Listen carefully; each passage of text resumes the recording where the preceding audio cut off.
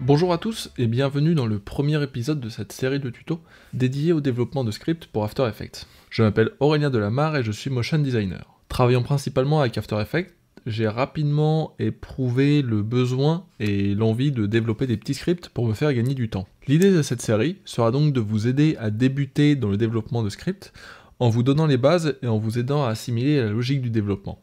Pour ce premier épisode, nous allons commencer par définir exactement ce qu'est un script. Puis, nous allons commencer notre apprentissage avec les bases du JavaScript et plus précisément la fonction alert et les variables. Alors, After Effects utilise le langage JavaScript, que ce soit pour les expressions ou pour les scripts. On va rapidement différencier les deux pour ne pas créer de confusion. Une expression s'utilise au sein d'After Effects. C'est généralement un petit bout de code qui est placé sur une propriété de calque. Grâce à des fonctions, des calculs ou des liens de parenté, cette expression va nous retourner une valeur de manière dynamique. Prenons l'exemple d'une expression très utilisée, le wiggle. Cette fonction va nous permettre de générer une valeur aléatoire et variable dans le temps en fonction d'une valeur initiale, d'une amplitude et d'une fréquence. Un script, quant à lui, est développé à l'extérieur d'After Effects. Il s'agit d'un fichier JSX ou JSXBin qui sera chargé et exécuté par le logiciel. De manière générale, un script aura une interface utilisateur et pourra s'exécuter grâce à des boutons. Enfin, il existe également les plugins, mais qui sont un peu différents, car ils ne sont pas développés en JavaScript, mais en C++. Ils permettent, en majeure partie, d'ajouter des fonctionnalités qui ne sont pas présentes nativement dans After Effects. On pensera notamment à Element 3D, pour ne citer que celui-là, qui est un plugin développé par Video Copilot et qui apporte un moteur de rendu 3D au sein d'After Effects. Pour en venir à nos scripts, sachez que le rôle du script sera de prendre la main sur le logiciel pour y effectuer des actions à notre place, et ainsi gagner du temps. Comme le disait Duduf, le papa de Duik, lors d'un live Motion Café, lorsque je fais une action 2 fois, je me demande si je dois scripter cette action. Au bout de 3 fois, je la scripte. Comprenez donc bien qu'il est question ici de gagner du temps. Pour développer un script, on n'a pas besoin de grand chose. Un éditeur de texte, un peu de connaissance du JavaScript, et d'After Effects. Pour commencer, je vous conseille d'utiliser un éditeur pouvant se lier à After Effects pour pouvoir lancer le script directement depuis cet éditeur. Pour ce premier épisode, nous allons donc utiliser l'outil développé par Adobe, qui est ExtendScript Toolkit, dont le développement a malheureusement été abandonné mais qui est encore téléchargeable et tout à fait fonctionnel. Je vous invite donc à ouvrir ExtendScript Toolkit pour commencer à jouer avec nos premiers bouts de code. Je ne vais pas survoler dans le détail toute l'interface, mais retenez que via cette liste déroulante, nous aurons accès aux différents logiciels dans lesquels exécuter notre script. Pour commencer, on va donc rester dans ExtendScript Toolkit CC. Ici, vous aurez les boutons qui vont permettre l'exécution du script, sa mise en pause ou son arrêt. Et vous pourrez retrouver d'autres fenêtres qui pourraient vous être utiles, comme par exemple la console, qui se trouvera ici, console JavaScript, et qui va venir ici nous afficher des résultats. Je vais la fermer pour le moment, on n'en a pas besoin. Pour commencer ce tuto, nous allons écrire notre tout premier script. On va donc écrire alerte, ouvrez la parenthèse, fermez la parenthèse, point virgule. En lançant notre script, donc via ce bouton, une boîte de dialogue va apparaître. C'est le rôle de la fonction alerte. Cette fonction est très utile et peut être utilisée de deux manières. Premièrement, c'est assez logique, pour informer l'utilisateur du script d'un quelconque message. Un avertissement tel que attention, vous devez sélectionner un calque pour exécuter le script, dans le cas où l'utilisateur n'aurait rien sélectionné en lançant l'exécution du script. Ensuite, cette fonction sera également très utile pour débugger votre script. Elle vous permettra, tout au long du développement, de faire apparaître des informations telles que des valeurs de variables pour vérifier que tout se passe correctement. Imaginons que vous ayez des dizaines d'instructions pour arriver à un résultat final. Si vous avez un bug quelconque dans votre script, il sera dur de savoir d'où il vient. Votre seule info sera que vous n'avez pas le résultat attendu. La fonction alerte nous permettra donc de vérifier les instructions une par une pour identifier la source du problème. Actuellement, la boîte de dialogue nous retourne le message undefined, car nous n'avons injecté aucun message dans la fonction.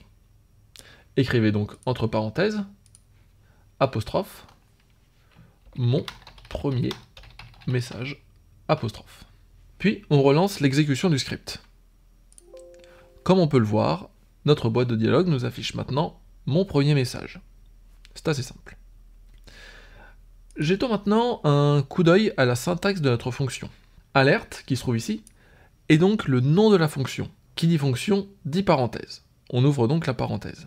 Je ne vais pas rentrer dans le détail tout de suite, mais gardez en tête qu'une fonction sera toujours suivie de ces parenthèses. Dans ces parenthèses viendront les arguments de la fonction. Ici, comme argument, nous allons donc simplement noter le message de l'alerte, qui se trouve ici. Ce texte est indiqué entre apostrophes. C'est la manière pour nous d'indiquer au JavaScript qu'il s'agit d'une chaîne de caractères. Et en toute fin, on retrouve le point-virgule qui signifie que c'est la fin de l'instruction.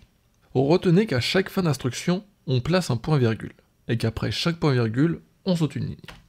Même si le JavaScript n'est pas sensible au saut de ligne et au nombre d'espaces, ça vous permettra de garder un code propre et clair. On est bien d'accord qu'écrire ceci est beaucoup moins lisible, mais tout à fait fonctionnel. Si je lance mon script, la boîte de dialogue va s'afficher une première fois, une seconde fois, une troisième fois, et une quatrième fois. Elle va bien s'exécuter les 4 fois. Il sera plus compréhensible de l'écrire ainsi. Si on lance à nouveau l'exécution du script, on va bien avoir notre boîte de dialogue les 4 fois, avec à chaque fois le même message à l'intérieur. On pourrait également écrire ça. Ça fonctionnerait exactement de la même manière. Comme je vous l'ai dit, ce n'est pas sensible au saut de ligne ni au nombre d'espaces. Gardez bien ça en tête, ça va être très important dans la structure et dans la création, dans le développement de notre code. Petites remarques qui vont concerner les apostrophes de notre chaîne de caractères. Si on souhaitait dans notre chaîne de caractères mettre une apostrophe, il suffirait d'écrire C, l'apostrophe qu'on veut écrire, et avant l'apostrophe mettre un anti-slash. C'est une chaîne de caractères. Si on lance l'exécution du script, on a bien notre apostrophe qui se trouve ici.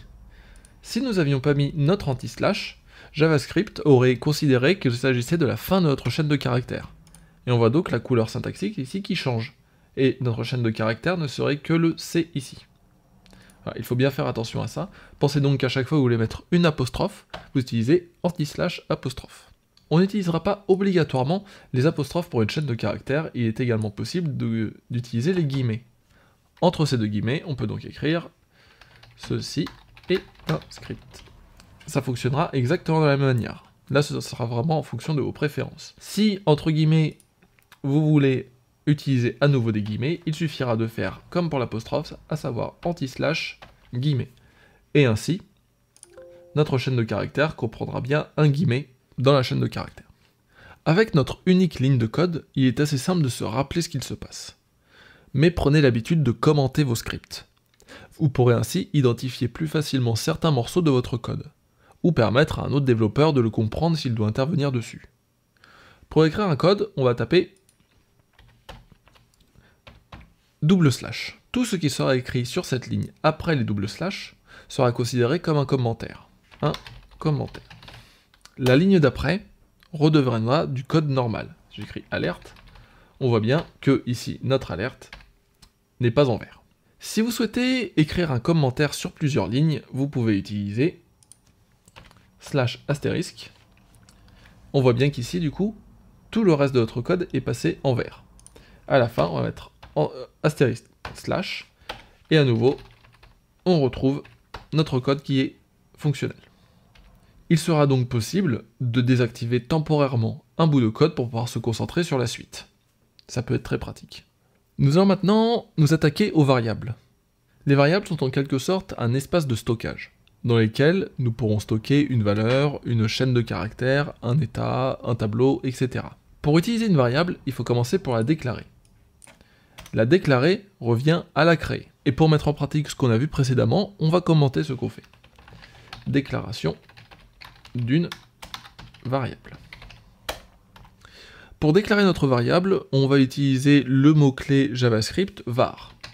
Ce mot-clé nous permet vraiment de définir la variable. On va ensuite écrire le nom de la variable. On est libre de lui donner le nom qu'on veut. Ma variable. Et point virgule car c'est la fin de notre instruction.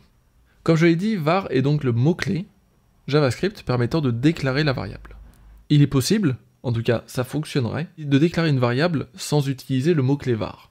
Donc tout simplement écrire ma variable. Seulement je le déconseille très fortement, car votre script pourrait rentrer en conflit avec d'autres scripts.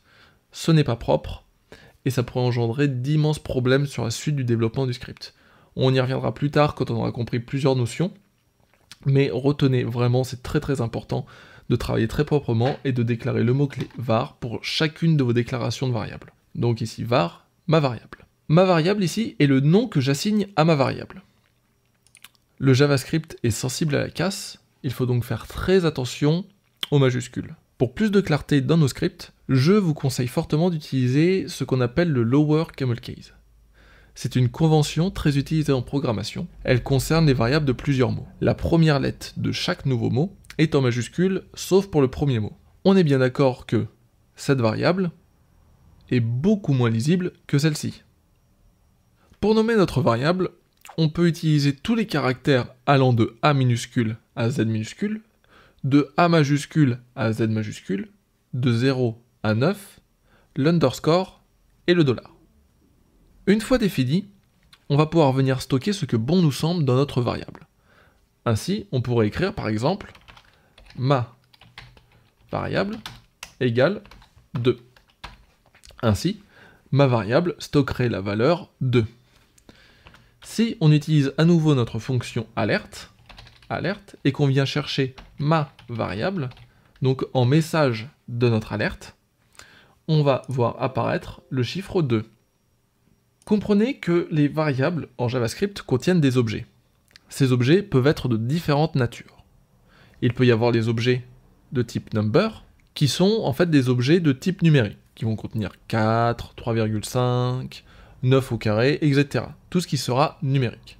Les chaînes de caractères, qui sont appelées string. Et enfin, ce qu'on appelle les booléens, qui vont être les états vrai ou faux, true ou false en anglais. On a vu précédemment, dans l'exemple de la fonction alerte, que pour écrire une chaîne de caractères, ceci est ma variable, nous l'avions écrit entre parenthèses. Retenez donc bien que alerte, ma variable écrit comme ça, et alerte, ma variable sans les apostrophes ou les guillemets, n'aura pas du tout la même incidence. Ici, on écrit alerte, ma variable, ça va venir chercher la variable qui se trouve ici. D'accord? Qui a été déclarée précédemment. On a donc bien le chiffre 2. Si on avait ma variable entre apostrophes, il aurait considéré que ma variable est devenue une chaîne de caractères, et non pas une variable. Ainsi, si on lance l'exécution du script, on se retrouve avec ma variable en valeur. C'est très important. Si on venait chercher une variable qui n'existe pas, donc qui n'a pas été déclarée, ma variable 2, on aurait une erreur qui nous affiche ma variable 2 n'est pas définie. On arrête l'exécution du script.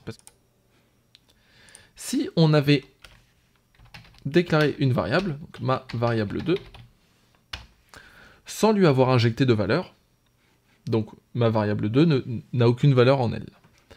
Le fait de l'appeler nous afficherait le message undefined, comme tout à l'heure.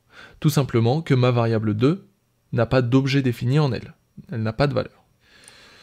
Pour tester la nature d'une variable, on peut utiliser l'instruction typeof. Cette instruction va nous retourner la nature de l'objet contenu dans la variable. Ainsi,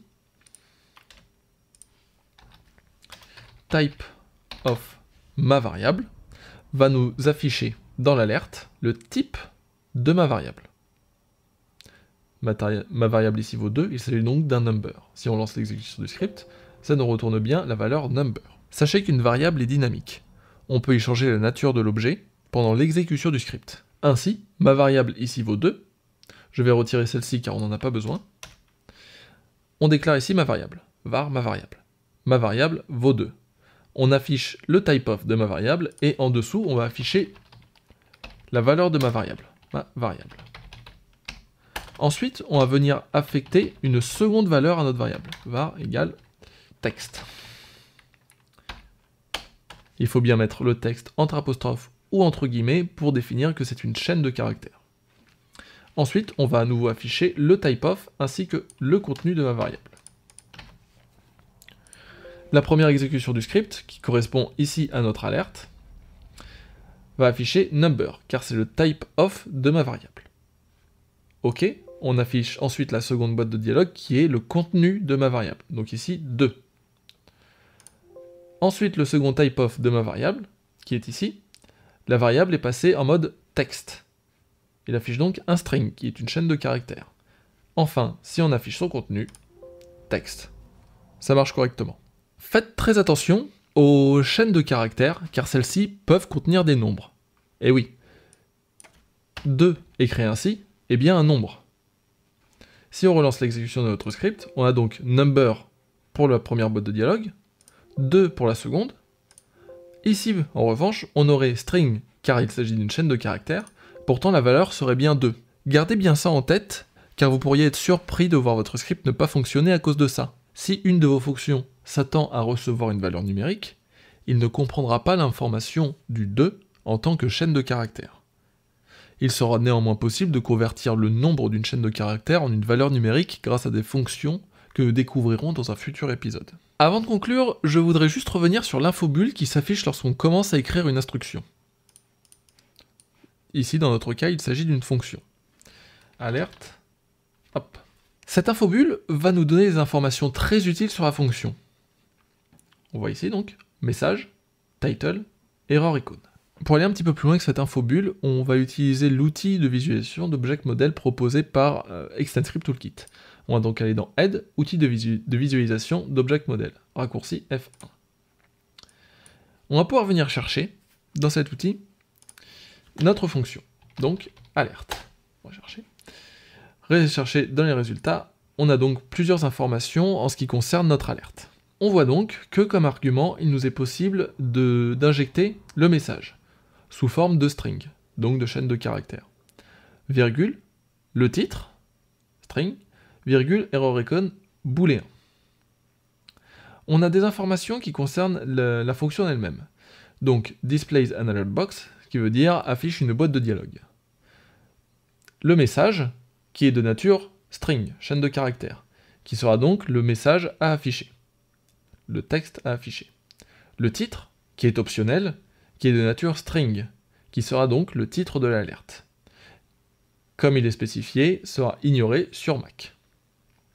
Enfin, l'icône d'erreur, qui est également optionnelle, qui sera de nature booléen, à savoir vrai ou faux, qui est également ignoré sur Mac. On va donc essayer les différents arguments tels qu'ils nous sont proposés. Le premier argument qu'il est possible de mettre, c'est le message. On a donc message. Séparé par une virgule, on nous proposait le title, sous forme de string. On va donc mettre titre.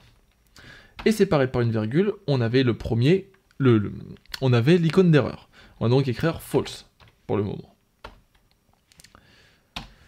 Si on lance l'exécution de notre fonction, on a donc bien titre en titre, message en message, et on n'a pas d'icône d'erreur. On a l'icône classique. Si on avait mis true, donc vrai, en troisième argument, on aurait le message et le son de l'erreur. Tout simplement. Nous n'allons pas aller plus loin dans ce premier épisode, car c'est déjà quelques notions qui sont à connaître. Je vous invite à vous amuser à tester un petit peu des variables, injecter plusieurs valeurs, les changer, bien être à l'aise avec l'exécution de cette fonction alerte, la déclaration des variables. Croyez-moi, on est vraiment au tout début de l'apprentissage. On a encore énormément de choses à voir. Dans le prochain épisode, nous traiterons des opérations arithmétiques de la concaténation. C'est un sujet vaste et très important qui vous apportera des connaissances indispensables à la réalisation de nos scripts. Voilà, j'espère que cet épisode vous a plu et je vous dis à bientôt pour l'épisode 2.